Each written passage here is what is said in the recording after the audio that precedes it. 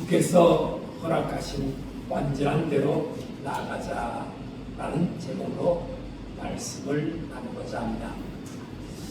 히브리서는 성도들이 성경을 잘 알 것으로 기대했습니다. 왜냐하면 히브리서 성도들 대부분이 유대교에서 개종한 사람들이었습니다. 유대인들은 일생 동안 구약 성경을 읽어본 사람들입니다. 그런데 막상 가르쳐보니 너무 모르는 것이 많았습니다. 신앙의 연수와 위해서는 가르치는 자가 되고 어른이 될 영적 수준이 될 사람들인데 아직 말씀에 대한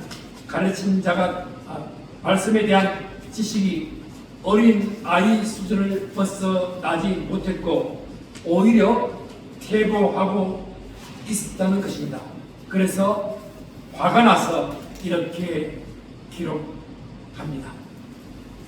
이렇게 나가다라는 구원에서 죄의 수도에 있다라고 경고했습니다. 여기서 어머니 있을 수 있습니다. 한 번 믿고 구원받는 사람이 구원에서 떨어져 나갈 수 있는가? 이에 대해 신학적인 많은 의견들이 있습니다. 히브리서는 그럴 수 있다라고 말하고 있습니다. 오늘 본문 말씀은 성도라도 하나님으로부터 버림을 받을 수 있다는 사실을 경고하고 있습니다. 그래서 6장 1절 2절 말씀 읽어보겠습니다. 그러므로 우리가 그리스도의 도의 처벌을 버리고 죽은 행실을 회개함과 하나님께 대한 신앙과 세례들과 안수와 죽음죄의 부활과 영원한 심판에 관한 교훈의 틀을 다시 닦지 말고 완전한 대로 나아갈지니라. 여기서 그리스도의 도에 처벌하고 하는 말은 기초적인 교리를 가르치는 것입니다. 그리고 버리고라는 말은 기초 교리에 머물러 있지 말고 더 깊은 신앙의 세계로 나아가라는 것입니다. 이 6가지 진리의 과목들은 우리가 구원을 이루어 가는 데 있어서 필수적인 주제들입니다. 회개, 신앙, 세례, 안수, 부활, 심판입니다. 첫째, 죽은 행실을 회개함은 영적 사망의 상태로부터 거듭 태어난 자입니다. 과거의 죄된 삶으로부터 회개함으로 다시 태어났다는 것입니다. 요한복음 3장에서 사람이 거듭나지 아니하면 하나님 나라를 볼 수 없다고 니고데모에게 예수님이 하신 말씀입니다. 두 번째는 하나님께 대한 신앙은 나를 부르시고 구원하시는 하나님이십니다. 성경이 보여주고 있는 삼위의 하나님의 은혜에 대한 믿음입니다. 이사야서 41장 10절에 두려워하지 말라. 내가 너와 함께 함이라. 놀라지 말라. 나는 내 하나님의 됨이라. 내가 너를 굳세게 하리라. 참으로 너를 도와주리라. 참으로 나의 의로운 오른손으로 너를 붙든다고 했습니다. 하나님은 구원자가 되신다는 것입니다. 세 번째는 세례는 구원을 통하여 제사함을 받고 그 구원의 진리에 대한 결단과 헌신으로 세례를 받게 된 자입니다. 예수와 함께 죽고 예수와 함께 살았음을 고백하는 자입니다. 로마서 6장 4절에서 5절 말씀은 그러므로 우리가 그의 죽으심을 합하여 세례를 받음으로 그와 함께 장사되었나니 이는 아버지의 영광으로 말미암아 그리스도를 죽은 자 가운데서 살리심과 같이 우리를 또한 새 생명 가운데 행하게 하려 합니다. 만일 우리가 그의 죽으심을 본받아 연합한 자가 되었으면 또 그의 부활을 본받아 연합한 자가 되리라고 말씀합니다. 네 번째 안수는 성령의 지속적인 역사로 이루어지는 사역에 대한 성도로서의 결단과 헌신을 의미합니다. 성령께서 교회의 위에 그리스도의 직분으로 안수하여 세워 그 사역 가운데 성령 하나님의 인도하심을 바라봅니다. 안수 집사와 근사와 장로와 목사로서의 부름보다 소임을 다하는 것입니다. 그래서 다섯 번째 죽은 자의 부활은 예수 그리스도께서 구원의 진리로 죽음을 정복하시고 완성하신 복음입니다. 요한복음 11장 25절에 예수님은 나는 부활이요 생명이니 나를 믿는 자는 죽어도 살겠고 물어 살아서 나를 믿는 자는 영원히 죽지 아니하리라. 이것을 네가 믿는 자라고 했습니다. 여섯 번째는 영원한 심판은 완성된 구원의 최종적인 단계에 대한 진리입니다. 히브리서 9장 27절에 한번 죽는 것은 사람에게 정하신 것이요 그 후에 심판이 있다고 했습니다. 요한계시록 20장 12절부터 또 내가 보니 죽은 자들이 물은 대수하고 그 보좌 앞에 섰는데 책들이 펴있고 또 다른 책에 펴졌으니 곧 생명책이라. 죽은 자들이 자기 행위를 따라 책들에 기록한 대로 심판을 받으니 각 사람이 자기의 행위대로 심판을 받고 사망과 우물로 불못에 던지오니 이것은 둘째 상은 곧 불못이라. 누구든지 생명책에 기록되지 못한 자는 불못에 던지우더라. 이러한 구원의 진리들을 이해하고 받아들이고 죽지 않은 것은 인간 스스로 알 수 있는 것들이 아닙니다.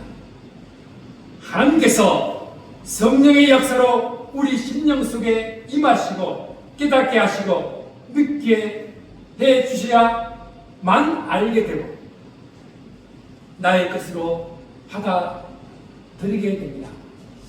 에베소서 2장 19절에 이하에 그러므로 이제부터는 너희는 외인도 아니요 나그네도 아니요 오직 성도들의 동일한 시민이요 하나님의 본속이다. 너희 사도들과 선지자의 터 위에 서심을 입은 자라. 그리스도 예수께서 친히 모퉁이 돌이 되셨다. 예수 그리스도 안에서 건물마다 서로 연결하여 주 안에서 성전이 되어가고 너희도 성령 안에서 하나님이 거하실 처소가 되기 위하여 그리스도 예수 안에 함께 지어져 간다고 했습니다. 히브리서는 처고에서 벗어나 성숙한 신앙인이 되라고 강조하는 데는 이유가 있습니다.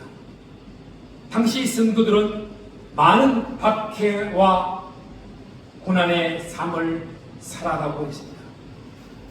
네로의 황제의 박해와 도미티안 황제, 트리안 황제의 박해, 이 박해 300년까지 10대 황제의 박해로 하여 그 당시 하나님을 배교하는 자가 더러 있었습니다. 그래서 히브리서 기자는 굳건한 반석에 믿음의 뿌리를 내리지 못하면 그 고난을 이겨낼 수 없다. 더구나 고난 속에서 힘들어하고 있을 때에 성도들을 유혹하는 손길이 있습니다. 그들은 거짓 교훈을 가르치는 사람들입니다. 거짓 교사들은 성도들의 믿음의 뿌리를 흔드는 거짓 교훈을 가르쳤습니다. 그 결과 믿음의 뿌리가 깊지 않는 사람들은 흔들렸고 불신과 의욕에 죄에 빠지게 되었던 것입니다. 지금도 연약한 성도들의 믿음을 뒤흔드는 이단들이 난무하고 있습니다. 누가 뭐라 해도 지금의 내 신앙을 굳게 잡고 흔들리지 않는 성도들이 되어야 합니다. 호산나 외치면서 종려가지 들고 군중 속에 화면을 치는 자가 아니라 십자가에 달리신 예수님을 바라보면서 마가복음 15장 39절 이하에 예수를 향하여 썼던 백부장이 그렇게 순지심을 보고 이르되 이 사람은 진실로 하나님의 아들이었도다. 멀리서 바라보는 여자들도 있었는데 그 중에 막달라 마리아 외 또 작은 야고보와 요새의 어머니 마리아와 또 살로메가 있었습니다. 이들은 예수께서 갈릴리에 계실 때에 따르며 숨기던 자들이요 또 이외에 예수께 함께 예루살렘에 올라온 여자들도 많이 있더라. 호산나 종려가지 흔들며 예루살렘에 있음을 축하한 군중들이 아니라 백부장의 신앙 고백에 따르며 섬기는 예인들의 믿음으로부터 교회의 역사가 이루어지는 것입니다. 그래서 바울은 빌립보서 4장 13절 이하에 형제들아 나는 아직 내가 잡은 줄로 여기지 아니하고 오직 한 일 저 뒤에 있는 것을 잊어버리고 앞에 있는 것을 잡으려고 표태를 향하여 그리스도 예수 안에서 하나님 위에서 부르신 부름의 상을 위하여 달려간다고 했습니다. 영적 성숙은 우리가 평생을 두고 이루어야 할 과제입니다. 하나님께서는 뜻을 정하고 달리는 자를 기뻐하십니다. 우리는 날마다 믿음의 주여 온전하시는 이인 예수를 바라보며 달려야 합니다. 비행기는 후진 기어가 없듯이 하나님께서는 뒤돌아 서는 자를 기뻐하지 않는다는 것입니다. 히브리 성도들은 도의 초보에 매여 있었는데 오늘 성도들은 무엇에 매여 있습니까? 어떤 사람은 눈에 보이는 기적이나 표적에 매이고 어떤 사람들은 진화론과 합리주의에 매이고 어떤 사람은 현실적인 복과 형통에 매여서 더 깊은 영적 세계로 더 나아가지 못합니다. 주께서 허락하신 완전한 대로 나아감에 있어서 혹시 얽매인 것 있다면 그것이 무엇이라고 생각하십니까?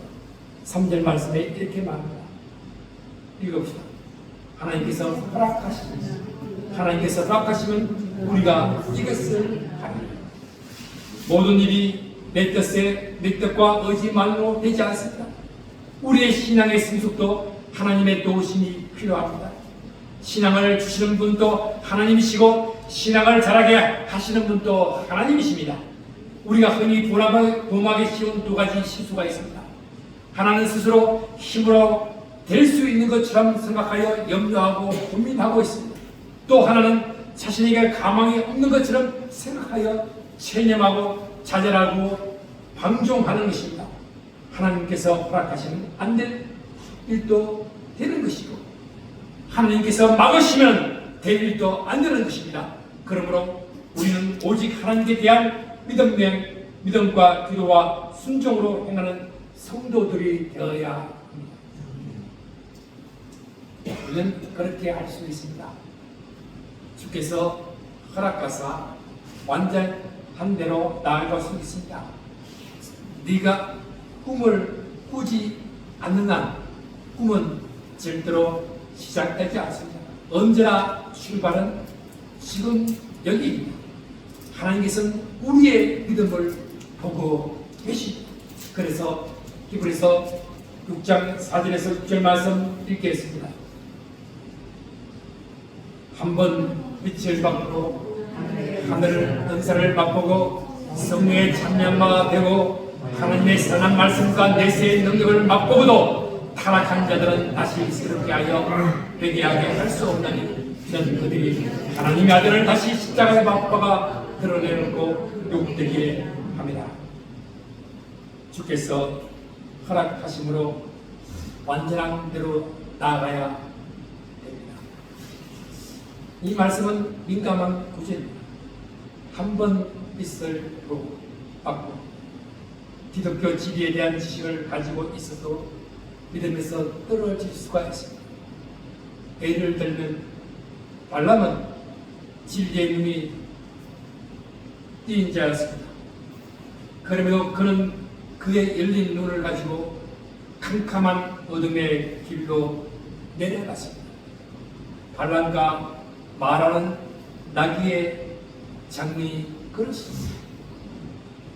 하늘의 은사를 맛보고 성령이 영혼 위에 역사하시는 것을 맛보고 신앙의 신비한 것을 보고서도 믿음에서 떠나버릴 수도 있다는 것입니다.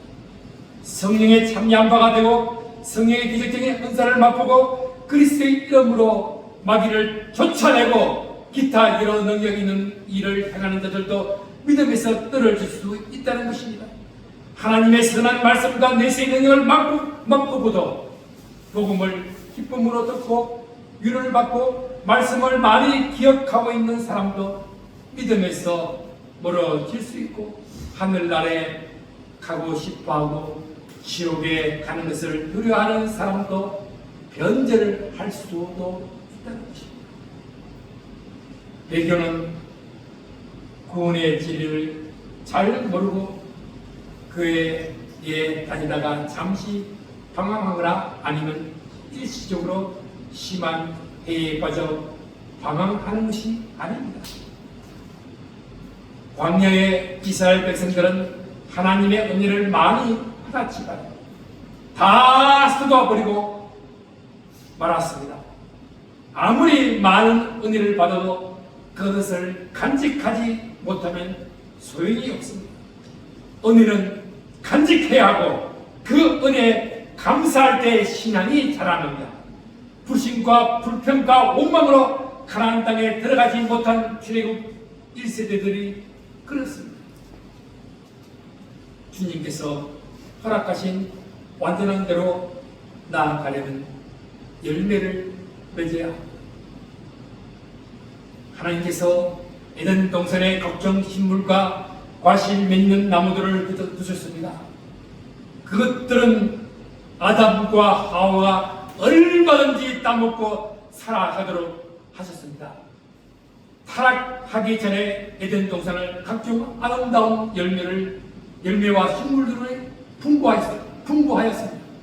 그러나 인간이 타락한 후 마음으로부터 하나님을 떠나 죄를 짓게 될 때 하나님은 그 땅을 저주하셨습니다. 창세기서 3장 17절 말씀 19절 말씀 읽겠습니다. 아담에게 이르시되 네가 네 아내의 말을 듣고 내가 네게 먹지 말라 나무의 열매를 먹었으니 땅은 너로 말미암아 저주를 받고 너는 내 분생에 수고하여 그 소설을 먹으니 땅에 네게 가시게 풀과 큰 길을 맺으시고 네가 먹을 것은 밭의 채소인즉 네가 앞으로 돌아갈 때까지 내 땅을 벌려야 네가 그곳에서 지압을 주고 너는 어떻게 흙으로 돌아가리니